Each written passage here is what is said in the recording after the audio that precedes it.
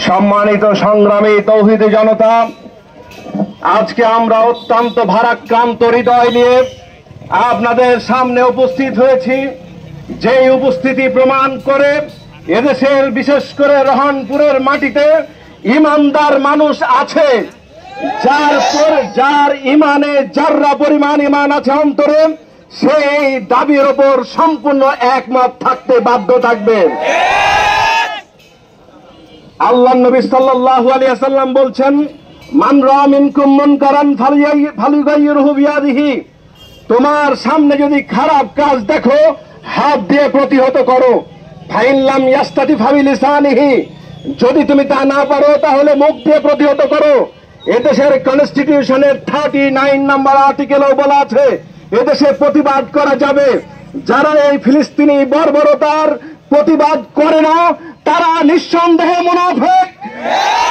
এই মুনাফিকি জর্জরিত ভুলে গিয়ে জিহাদের আন্দোলনে মুসলিম সমাজকে রাষ্ট্রের পক্ষ থেকে অনতিবিলম্বে জিহাদের ডাক দিতে হবে।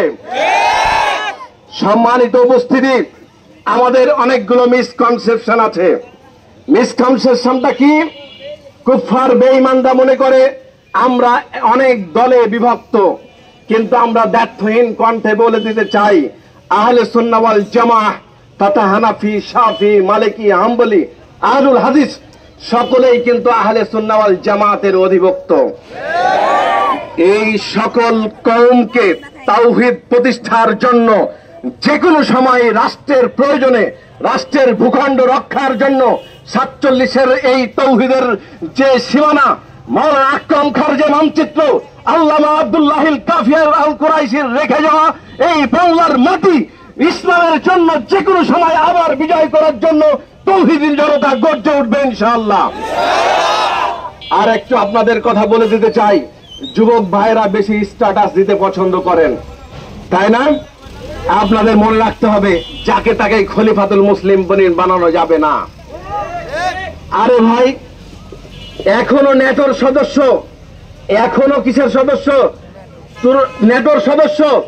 ইসরায়েলকে প্রথম মুসলিম দেশ হিসেবে স্বীকৃতি দান করি। আমরা বলি আপনারা ইসলামের জন্য কিছু কাজ করেছেন সত্য, কিন্তু শিয়া, খারেজি, রাফেজি এরা কখনো প্রকৃতি মুসলিম হতে পারে না। এদের সাথে কোনো আহলে সুন্নাহ ওয়াল জামাতের সম্পর্ক নাই। আমরা দায়িত্বহীন কণ্ঠে বলতে চাই, সকল খলিফাতুল মুসলিমিন দিয়ে ইসলামী খেলাফত আর আসতে পারে না। আহলে সুন্নাহ ওয়াল জামাতের যারা ইমাম, যারা ধারক এবং বাহক, তাদের মধ্য দিয়েই যারা কোরআন এবং হাদিস প্রতিষ্ঠা করতে চায়, শুধু শুধু বক্তারা বলে যায় কোরআনের আইন না, কোরআন এবং হাদিসের আইন লাগবে।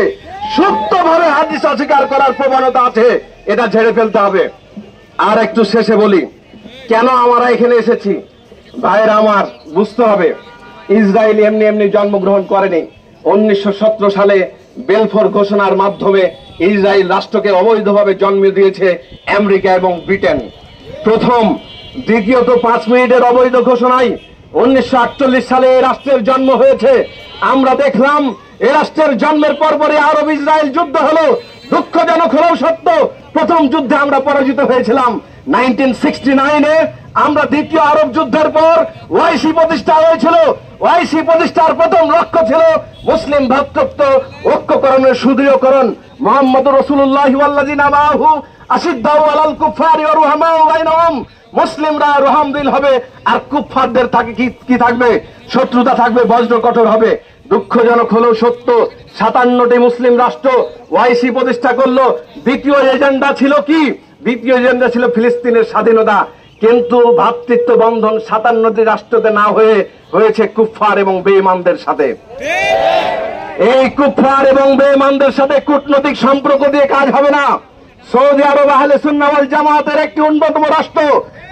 সবাইকে বলতে চাই, আপনারা দায়িত্বহীন কণ্ঠে ঘোষণা করুন, এদেশের মাটিতে লাখো লাখো যুবক এদেশের সরকারের পৃষ্ঠপোষকতায় ফিলিস্তিনে জিহাদে যেতে প্রস্তুত। কিন্তু আবারও বলে দিতে চাই, এদেশের কোন মুসলিম কোন মিলিটেন্সির সাথে যুক্ত নয়। বুঝতে পেরেছেন? কোন জঙ্গিবাদের সাথে যুক্ত নয়। জিহাদ ও জঙ্গিবাদ এক নয়।